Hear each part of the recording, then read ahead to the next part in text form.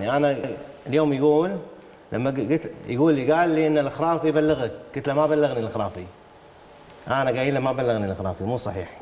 انا ادري ان الخرافي بلغني، قلت له بلغني، بس اللي فهمته انا الخرافي غير اللي انت قاعد تسويه. نعم، على قضيه الفهم ابو يوسف اليوم كيف ترى انت الوضع؟ هل ترى بان يعني وجود عده اشخاص واقفين خارج الديوانيه هو امر عادي ولم يكن مخالف، وان الداخليه لم تفهم الامر السامي بشكل صحيح؟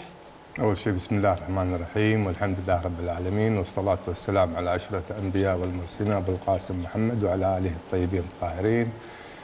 أنتهز هذه الفرصة أعزي الأمة الإسلامية بوفاة سيد الشهداء الإمام الحسين. أول شيء يعني الدكتور يقول وصلت الرسالة، وبلغ الرسالة من رئيس مجلس الأمة، والتنفيذ المفروض يكون تنفيذ بحذافيره.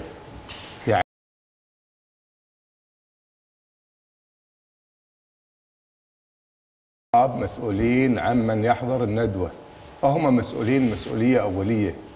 أنا أجيب ناس عندي للبيت وأحضرهم لديوانيتي وأعرضهم للمساءلة القانونية، أحطهم برا بالديوانية وأقول أنا بلغت وما فهمت التبليغة. بدامي أنا أبي أسوي ندوة لازم أسويها بالطريقة الصحيحة السليمة 100% حتى لا أعرض أرواح الآخرين، خصوصا أن في حادثة سبقت هذه. يعني مو أول مرة، حادثة الجويهل كذلك بالخالدية.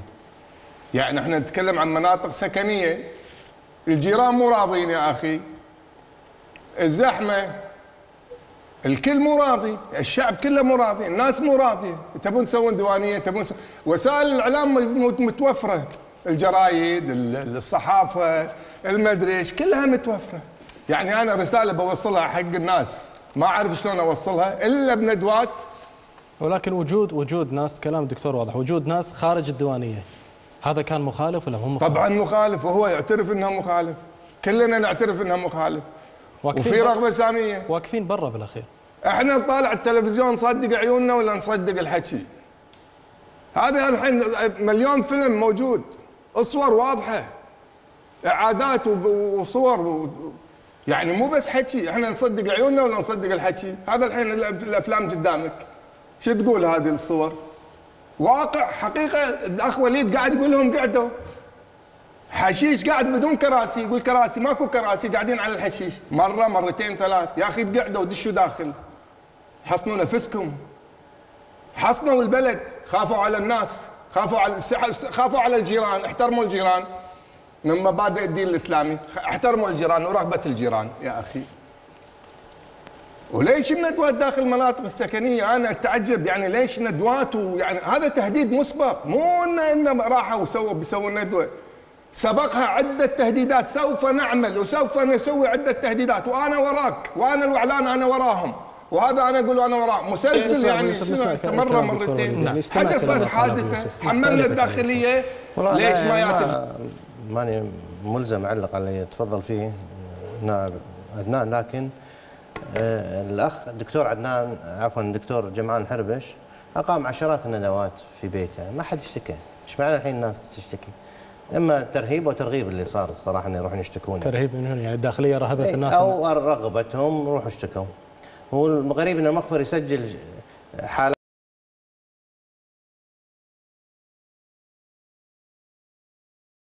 شكوى على الندوة 5 حالات شكوى، وبينما حالات الاعتداء والضرب والإصابات رافض المخفر يسجلها. يعني دليل يعني شيء مرتب الصراحة. يعني ترى أن ما حصل هو كان مرتب من وزارة الداخلية، اعتداء متعمد بالضرب؟ أي متعمد، هذا أمر دبر بليل. ليش متعمد؟ يعني ليش دائما يتحملون الناس؟ أنا أعلمك ليش. احنا لما اللواء الشمالي طلب من جمعان حربش يفض الندوة، قال أعطني ربع ساعة. نعم. أنا أفض لك الندوة، ومع ذلك دخل جمعان حربش، وهذا كلام اليوم بالمؤتمر الصحفي، لما نادى آخر شيء كان قاعد جمعان حربش ونادى اللواء الشمالي، قال كنت قاعد أنت يمه؟ وأنا قاعد يمه. قال رجاء يا تفض الندوة يا أنا بستعمل القوة. قال أنا بفض الندوة خلاص. مو قال فض الندوة، يا تطرد الناس اللي برا ولا بستعمل القوة ضدهم. قال لا يبا، أنا بنهي الندوة، أعطني بس فتشة شوي أنهي الندوة واللي داخل واللي برا كلهم يمشون. انا مو معقول اللي قاعد برا نطرده نقول له روح. فدخل جمعان حربش ومسك الميكروفون وقال يا جماعه احنا مضطرين ندوه، كان 10 بيتكلمون. كنسلهم جمعان وقال ترى راح ننهي الندوه حتى لا يصير صدام، حرصا على المواطنين اللي برا وحرصا على العسكر. كلهم اخواننا ما نبي صدام، ولكن راح نختم بالاخ احمد السعدون. وما تو احمد السعدون سيد احمد السعدون مسك الميكروفون بسم الله والحمد لله والصلاه والسلام على رسول الله الا والقوات كانهم اشاره الضرب هي ختام الندوه. انا اتمنى لو تعرضون بس كلام بس يجهز الفيديو راح نعرضه. بس ابو يوسف يعني كلام دكتور وليد واضح ان الاعتداء اللي حصل متعمد من وزاره الداخليه. انا اقول العكس، تجمع الاخوان متعمد حتى يسوون هذا الموضوع. باي هدف؟ لان حصلت مالة الجويهل سبقها وهذه رده فعل لهم، ولازم يبون يسوون هالفعليه هذه حتى يتحملون مسؤوليه نفسهم، يعني حتى تنقلب المسؤوليه، وهم مدامهم قعدوا هناك هم مسؤولين عن امن الناس. بدامهم احضروا وقالوا ان هم يجتمعون بهالطريقه هذه من قبل، واجتمع من قبل بهالطريقه، ولكن هالمره هذه لازم يكون داخل. وحصلت حادثه وهم يتحملون المسؤوليه ولا لازم ما يجتمعون. المفروض ينؤون عن نفسهم بالغلط وينؤون عن الديره وعن الناس عن المشكله. دكتور هم مسؤولين وهم ينؤون عن نفسهم وينؤون عن الامه وينؤون عن الناس وينؤون عن الجيران وينؤون عن كل الناس حتى لا نوصل الى هذه المرحله. المفروض هم يتحملون وما يوصلون الى هذه المرحله. هم مسؤوليتهم وتتحملون مسؤوليتها انتم وما تحملونها الى الاخرين. اذا انتم قدها تسوونها بس لا تقطون الكره على احد ثاني. تسوون شيء تتحملون مسؤوليته، اما ان تسوون شيء وتخططون له وترتبون له ومن ثم تقولوا لا مو احنا مو مسؤولين، الداخليه سوتها، السائله طقتنا. شلون يعني الداخليه يا اخي هذه يعني تنفيذ اوامر، من ينفذ الاوامر؟ ننصاع حق منه. لحظه خليني اكمل. ننصاع حق منه؟ ننصاع حق اوامر الداخليه وننصاع حق سمو الامير وننصاع حق رئيس مجلس الامه، ولا ننصاع حق رغباتنا واهوائنا؟ يعني كلنا مسؤولين، واذا احنا مسؤولين ننفذ نحافظ على مسؤوليتنا وندير بالنا على مسؤوليتنا. هذا وطن. ان الكلام ان انتم عملتوه بشكل متعمد، وتبرر ابو يوسف ليش؟ ممكن شيء متعمد، يعني التزمنا بكل ما هو مطلوب، الا ان اذا ما مشوا الناس اللي واقفين عند الباب نطقهم، هذا الشيء ما نقدر عليه. انهينا الندوه، واحنا ننهي الندوه قبل لا تكمل ساعه. الندوه كان متوقع تقعد 3 ساعات الندوه، واحنا ننهي الندوه. انا كم ساعه تقعد؟ انا بقعدها بعد 3 ساعات. عفوا اذا تقاطع انا مساء ما قاطعتك. يا سلام. لا قاطعتني. لا وسكت. لا بس عفوا. لا عفوا تفضل. اقول لك واحنا قاعد ننهي الندوه صار الضرب. أوكي. انا بسال الاخ عدنان هل يأيد ضرب الناس وضرب النواب؟ انا ما ايد الضرب بس انا احمل. لا تأيد احمل المسؤوليه. تحمل مسؤوليه. الحين انت تبي تقاطع وتبي تقول تحمل. لا انت تحمل مسؤوليه. كلامي انا هذا. لو انا ابي اني اكون بهذا الموقف كان سويت اكثر منه، بس انت المفروض ما تكون بهالموقف ولا تحط نفسك بهالموقف. دور لي بالكلام. نعم بس معلش. دور لي بالكلام عفوا. بس انت وجهت له سؤال بس معلش. تفضل دكتور. انا اقول ان انهينا الندوه بنفض الندوه. نعم. واحنا قاعد نفض الندوه بالدقيقه الاخيره تم اقسم بالله العظيم ان اقسم بالله حط الشريط يلا. اقسم بالله العظيم اقسم بالله العظيم اللي انا قاعد اقوله هذا صحيح. قول يوسف. عفوا بس لحظه شوي لحظه. قول اقسم بالله. لا عفوا خلينا نسمع. شو تسوي لا اقسم توقف ويانا؟ ايش حق اوقف وياك؟ ايش حقه؟ مبدا اصلا انا لا مبادئك ولا بطريقتك. يوسف عفوا بس بيوسف حتى اوقف وياك. احترم نفسك. لا عفوا بيوسف لو سمحت دكتور لا بس عفوا دكتور لحظه اساس بس نفهم. احنا نناقش نبي نعرف مساله نبي نعرف شو اللي صار. عرض الشريط لو سمحت. والله العظيم اذا خلص راح اعرضه، بس عندنا مشكله تقنيه والله العظيم راح نعرضه. بس دكتور عفوا انا اليوم هذا اللي قاله ابو يوسف قد يكون مطروح، ان اللي صار بندوه الخالديه نوعا ما واحد يقول لك والله احنا عاندنا الداخليه على اساس يكون هناك تكسب شعبي، ان الداخليه بالحاله هي من تهجمت على النواب. هذا الكلام تقدر تفنده؟ ان الداخليه اللي هجمت؟ ان انتم استدرجتوا الداخليه انها تهجم. لا اعوذ بالله، ليش نستدرجها؟ ما نبي احنا نستدرج. احنا تعرضنا لهجومين اصلا، وجبتين من الهجوم. وقت قبل ما نختم الندوه، نعم. وقت ختم الندوه تم الهجوم على الناس وانا كنت معاهم برا، هجوم علينا واحنا برا.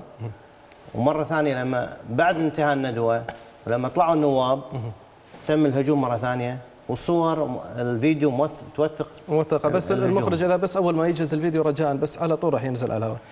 فاحنا ليش؟ بالعكس احنا قاعد نسعى ان بكل وسائل ما يصير في احتكاك، واصلا ليش يصير احتكاك؟ ليش يصير في طق؟ بس عفوا افرض ان احنا خالفنا، معنا ما في مخالفه قانونيه لهذا، ليش يصير في طق؟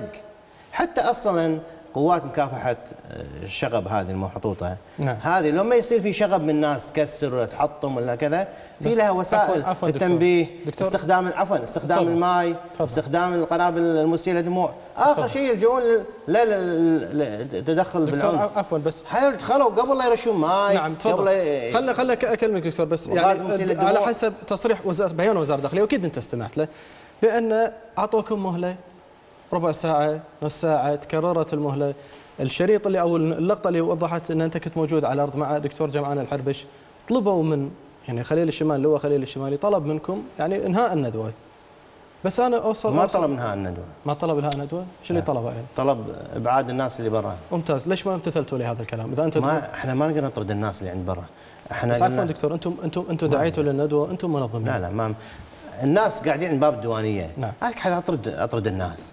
انا اللي بيدي انهي الندوه. نعم. سعينا ان ننهي الندوه، وليت تحطون كلام الدكتور جمعان ان انهينا الندوه، حتى لا يصير في تصادم. انهينا الندوه، تفاجئنا ان في ضرب، كان ساعه الصفر هي قبيل او بختام الندوه. نعم. يعني كان الظاهر يسوون استفزاز لاي مشكله. بس احنا شفنا بالصور، عفوا دكتور، شفنا بالصور بان في ناس تقذف يعني تلقي يمكن طفايات على كلام وزاره الداخليه، امور اخرى قاعد تلقيها على قوات الشرطه. بهالحاله ما تقدر تقول ان الجمهور هو ايضا من بدا الاعتداء؟ لا هذه اللقطه اللي حذف عقال صارت بالاخير بعد ما دخلوا القوات، بعد ما انضربوا الناس، بعد صار واحد حذف، وهذا تصرف غلط. بس انت الحين بتحاسب واحد حذف عقاله بعد ما صار طق بالهروات ودوس في البطن وسحل وضرب وواحد شق راسه ما صار في شتم، ما صار في استفزاز من الجمهور؟ لا ما صار. هم اللي احنا واقفين يتابعون الندوه، هم اللي جايين ودخلوا على العالم. الحين هذا ضربني وبكى 7 مشتكى، هم اللي داش علي. نعم. ليش ناس واقفه برا؟ ليش احنا ما لنا شغل اللي وقفوا برا، اطردهم. انا مو مسؤوليتي انا اطردهم. نعم. وبعدين مو مخالف القانون يعني. ممتاز. عفوا اذا كان الكلام القانوني، قانون تجمعات شو يقول؟ الماده 3 يقول لا يعتبر اجتماعا عاما ما جرى عليه العرف من اجتماعات خاصه في الدواوين سواء داخل المنزل او امامها. فامام المنزل محسوب من المنزل. وحتى انا استشهد لي، قلت له اذا المسجد انترس يصير اللي عند المسجد، قلت له اذا الحسينيه انترست المكان اللي برا الحسينيه امتداد لها، هذا امتداد للديوانيه وهذا امتداد للحسينيه وهذا امتداد للمسجد. نعم. ما لك حق تقول والله ليش زاد العدد، انا ما اتحكم بالعدد، انا داعي ندوه احط العدد. يقول لي سكر الباب. ليش هذا عرس حريم اسكر الباب؟ شنو اسكر الباب؟ هذه صاله افراح يدخلون العدد بالبطاقات وسكر الباب، ديوانيه الناس تدخل تطلع، شنو سكر الباب ولا حد يدخل لا حد يطلع؟ اوكي يعني تسلط كان هذا. وللاسف بس يقول لك هذه يعني ينسبونها لصاحب السمو، صاحب السمو بريء من التصرفات. بس عفوا دكتور، راح ارجع على قضيه الرغبه الاميريه الساميه. ابو يوسف، الدكتور كلامه واضح، جايين ناس ما نقدر نطردهم، ناس واقفين عند باب الديوانيه يبغون يستمعون للندوه، ما نقدر نسكر الباب، احنا بعرس حريم بالاخير. شو ترد على هالكلام؟ بس اتوقف عند هالفاصل، مشاهدينا فاصل ونواصل.